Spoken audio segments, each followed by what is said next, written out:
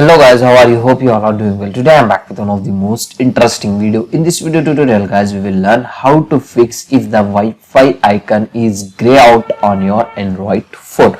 So to fix this issue guys, I am going to show you 4 to 5 different method solutions to fix that problem. Okay, so let's get started. So when you are facing this type of problem guys, first you need to restart your phone. Okay, after restarting, now check your problem was solved or not.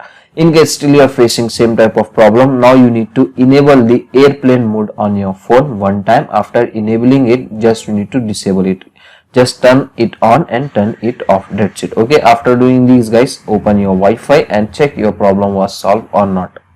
In case still you are facing same type of problem guys, now what you need to do, you need to check your Android phone OS. If the OS of your phone is available, just you need to update your phone. Go to about phone and go to advanced, and here you can get the system update option. From here you need to check your phone update is available or not. If the phone update is available, just you need to update it. Okay, after updating, now hopefully this time it will fix your problem 100%. Okay, still in case you are facing same type of problem, now you need to follow next method. Now you need to open your phone settings. In the phone settings guys, scroll down and find out system advanced, and here you can get the reset option. Just open it.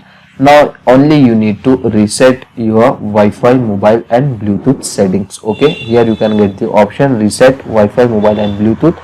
Just tap on it, it will reset it. Okay, after resetting, you need to restart your phone one time. After restarting, open your Wi-Fi and check your problem was solved or not. In case still you are facing same type of problem, now this is the last and final solution to fix that problem. Now you need to factory hard reset your phone.